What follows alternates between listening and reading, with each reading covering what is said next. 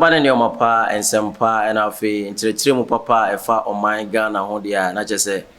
attention TV pe na obenya no dan dan nyina se ne ka kire no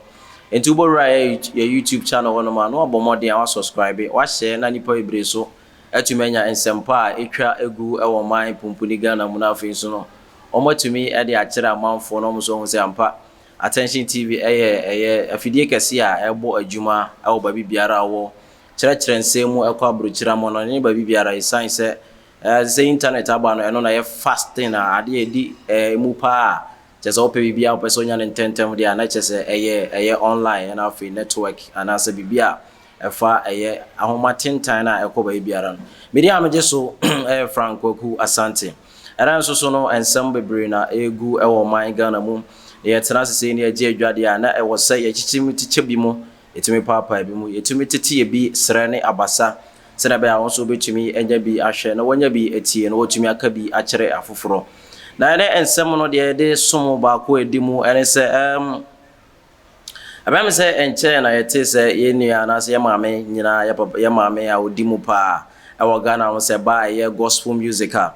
wotumi ato edu akire ye ka se obi a wato gospel music acha na chese ye maame su edimu akotene na nya no nko a osan so aye nyame adwuma o ka nyame asempa so ekire enti wo hyase mpo no eye no no restart ye ono ankasa kire mu se wo hyase no lawyer stations na de ade na okọ no ka nyame asem ogina bus mu etumi keka nyame asem manipa enya adwensa kira na ade ye maame dan na asamoa na meka no asem yi ehun se no otonyo mpa afi na nse no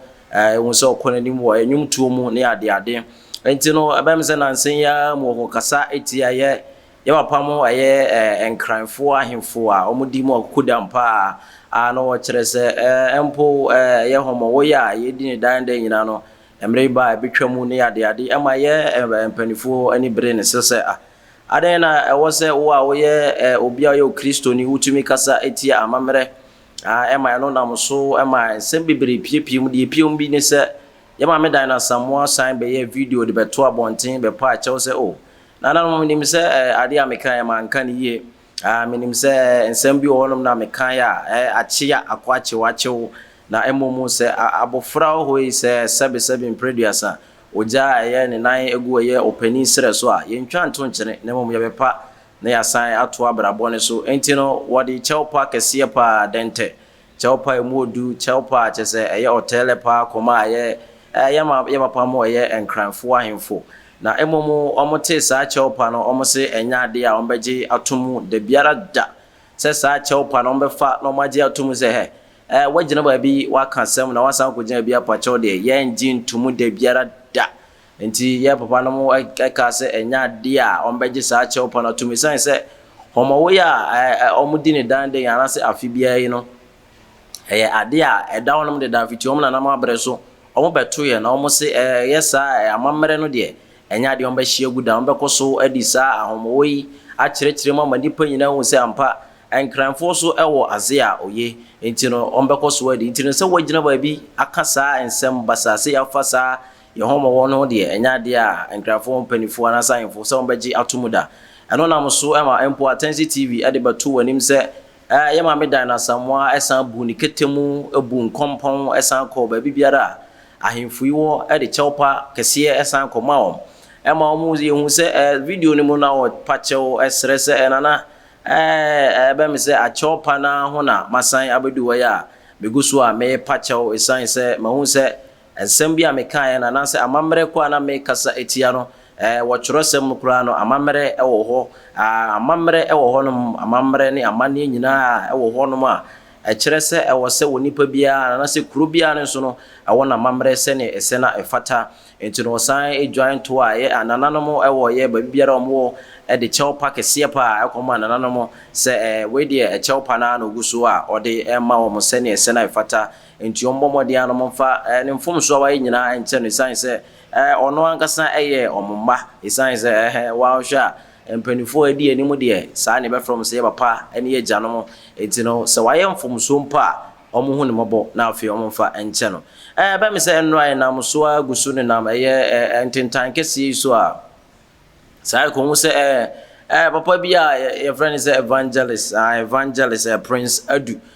ono so akokasa atia ye nananom so ama nananom afre no aba ye ahemfie na ensem bi anase niwa bi etwagu ye no ne ye bekyereke mu baako etu ne sere ne abasa ne hu se ampa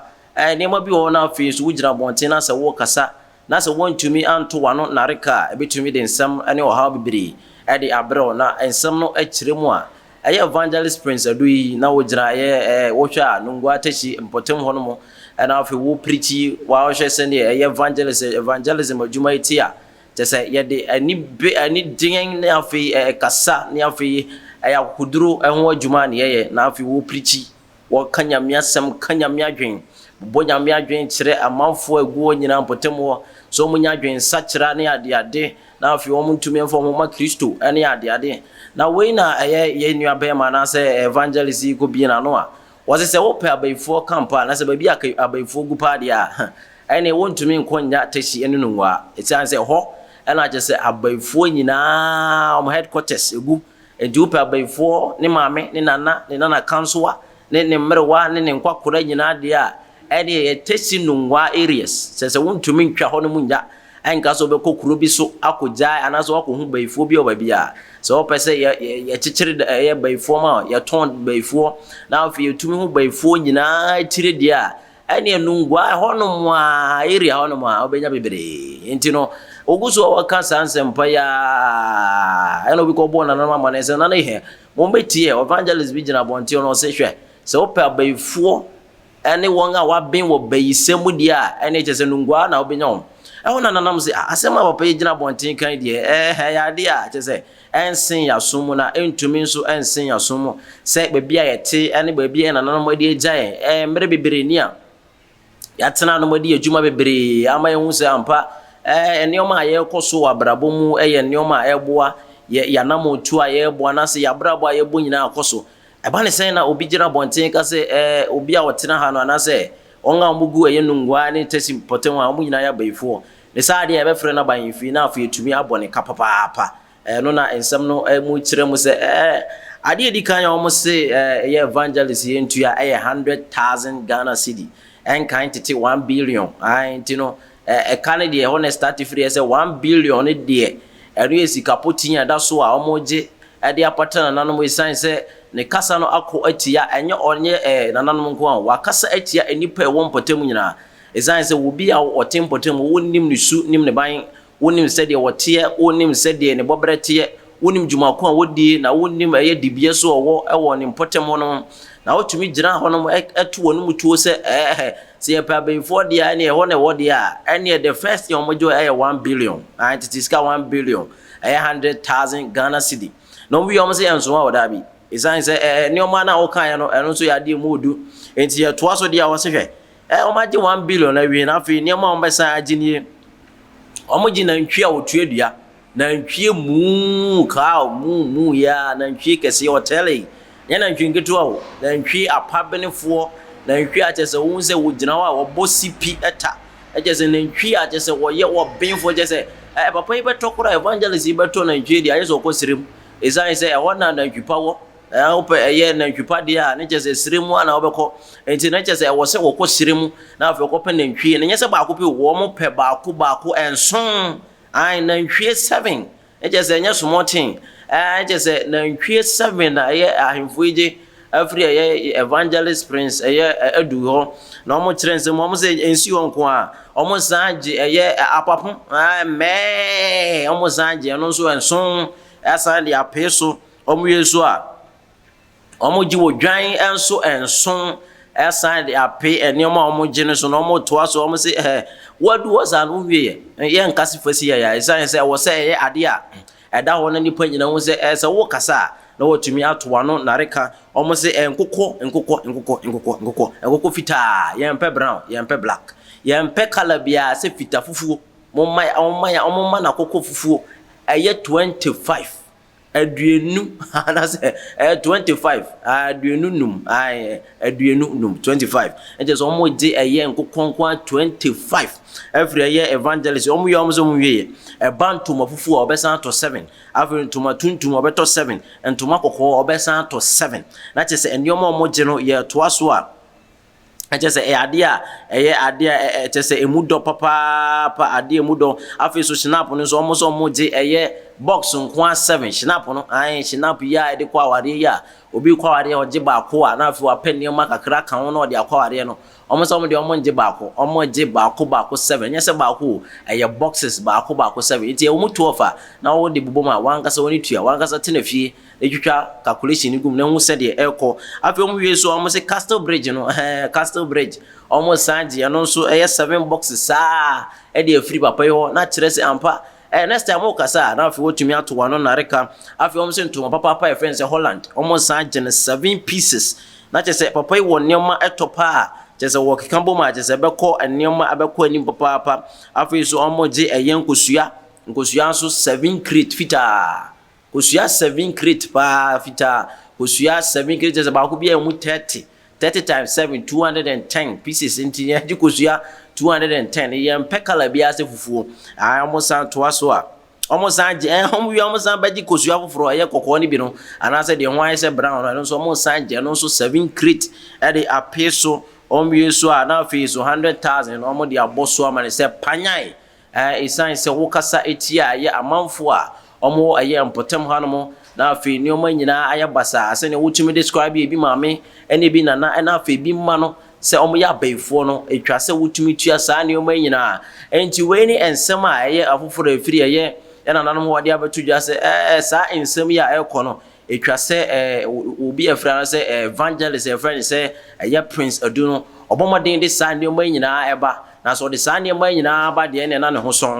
son ombetumi aboa no amala hu se ampa waka sa asemi de ne de be che wode a etwa se sa ne omo nyina no oba ede be si ahanom na yehu se ampa sa won sem na muja bonte mo ka no next time se ukoja bonte na se wo kasa ana se wo preach a obe won se na obe preach afa no won kasa nti obi amamere won fire obi se obaifo won bo ni pe wo empotem nyina se baifo esan se baye ya de kase a omo se omo ya de omo mpekora enti no won tumi kasa nti a amanfo wo sa nungwa ani tesi important se na won from nyina sa beifo enti omo bo modin age sa ne omo bosu nyina kire nti hwe aye screen ani e bo hono mo ne omo ma list nya to hwe am se nungwa traditional aye council omo bo modin se sa ne omo nyina omo beje nungwa traditional area